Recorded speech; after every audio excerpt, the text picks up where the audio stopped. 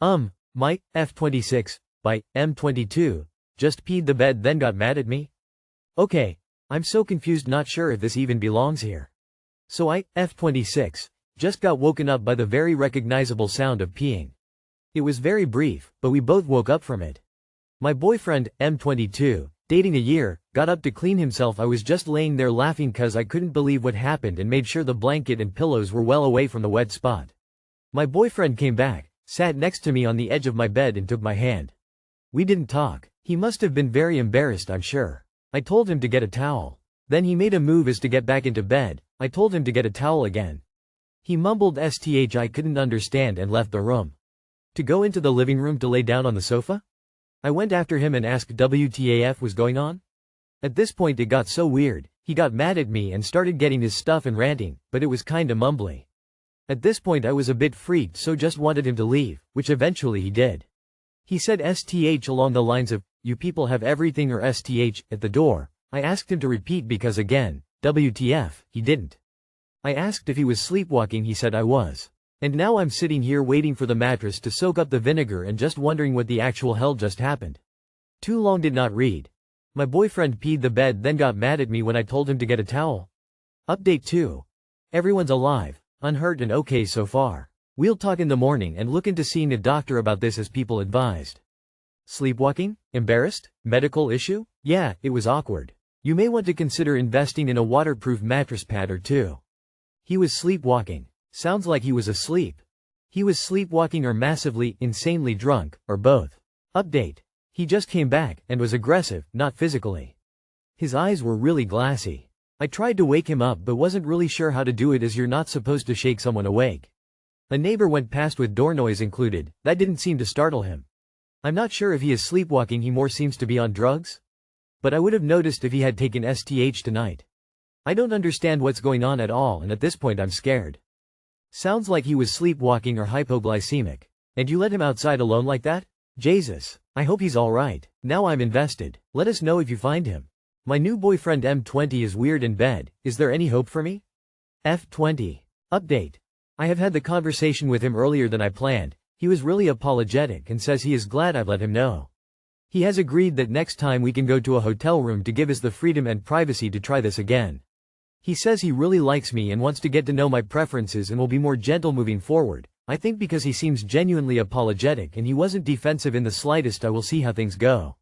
I clarified his experience and he slept with 3 other girls, but I don't imagine any of them have actually had this conversation with him, so at the very least maybe he'll try be better for other women in the future, I suppose.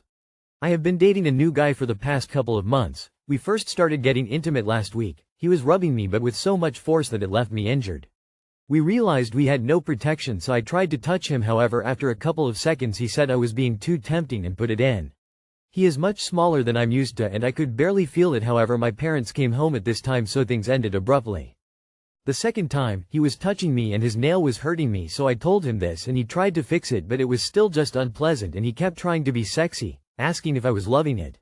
We quickly moved on to sex. After about 5 thrusts he asks me if I'm getting there and I just say that I can't through this and not to worry about it.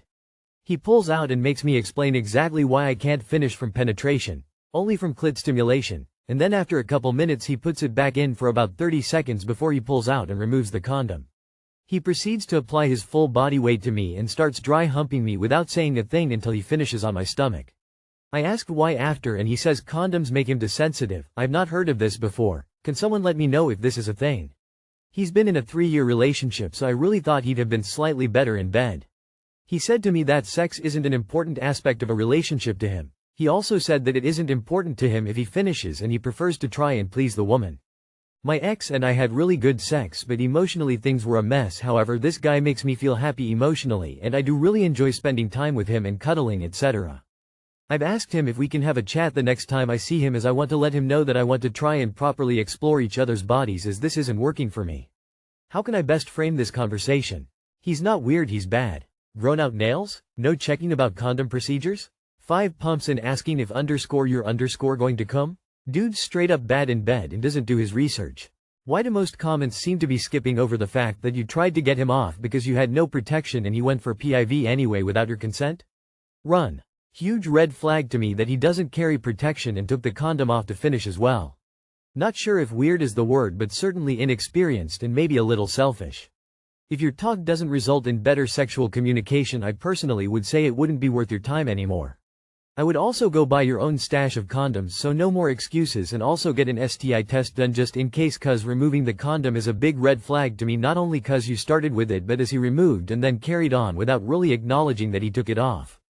Sounds awful. No thanks. Are you really into him in every other way? He seems to have no idea to pleasure a girl whatsoever. How is he so confident? I mean, why would you rub her without cutting nails? Isn't it basic knowledge? So first off, he assaulted you, twice. It's pretty obvious y'all just aren't compatible. I would just end the relationship and move on.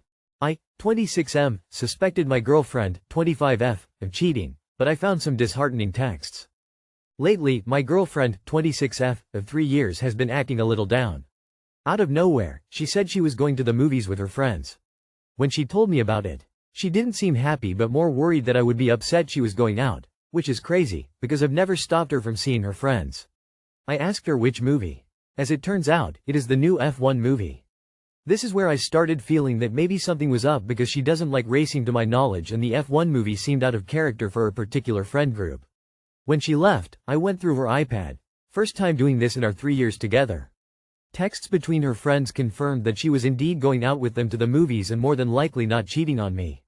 But I found a text she sent her stepsister while I was away to visit my grandmother.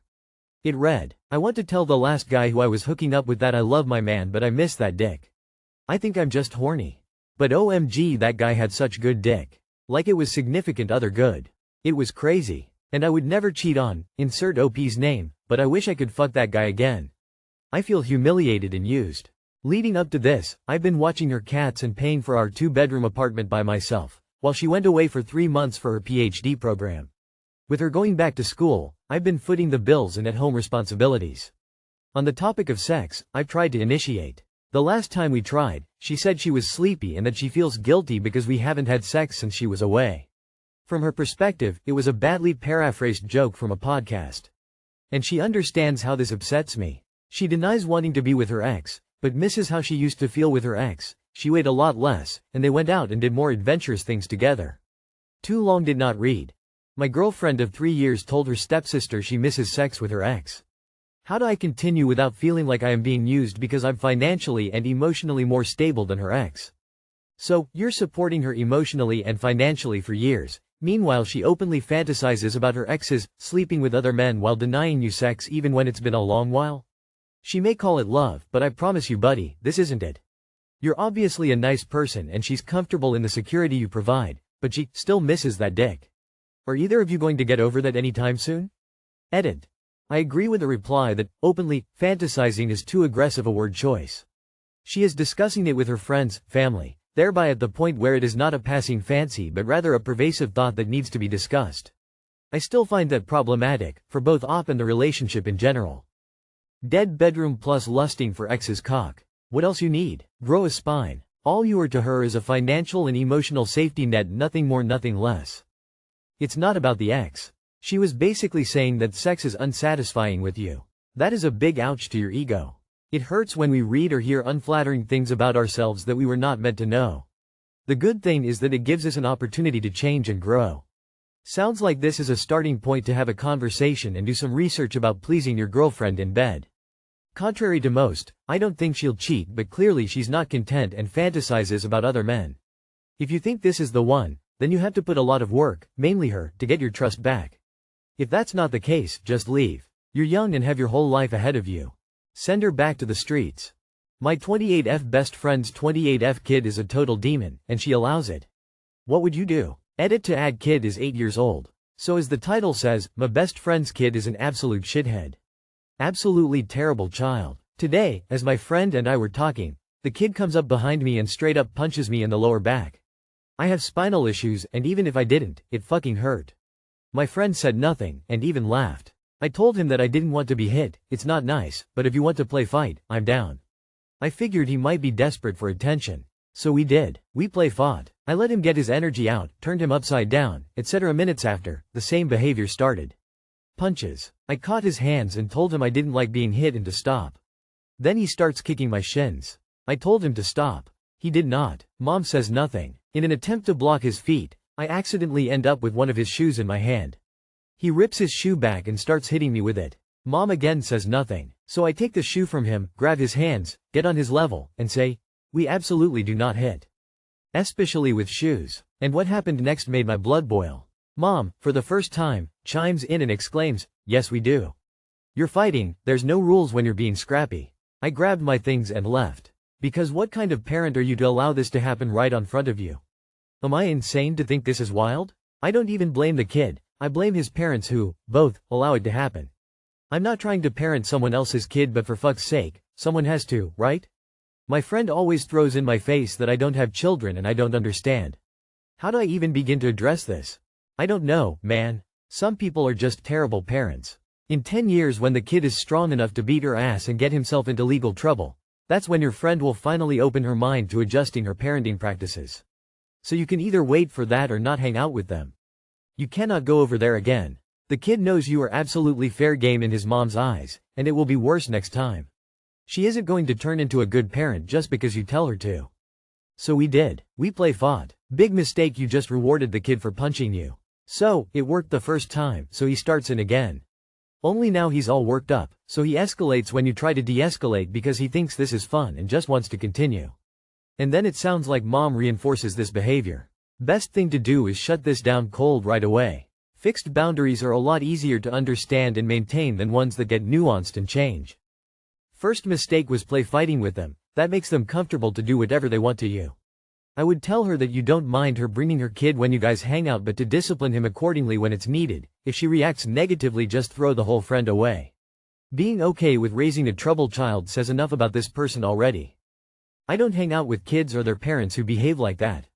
TBE, child's behavior is unacceptable. The mom's is worse. Play fighting is wrestling harmlessly. I raised a son and a daughter. First house rule was a simple one. No hitting, no kicking, no spitting. It applied to absolutely everyone in my house, and there were a few young kids who were visiting, didn't get it, and wound up on my front porch waiting to be picked up. Your friend would be shocked at how much fun kids can have, while abiding to my rule. It's not your responsibility to raise your kid. It is her responsibility to raise a civilized human being who doesn't deliberately do things that even might injure someone.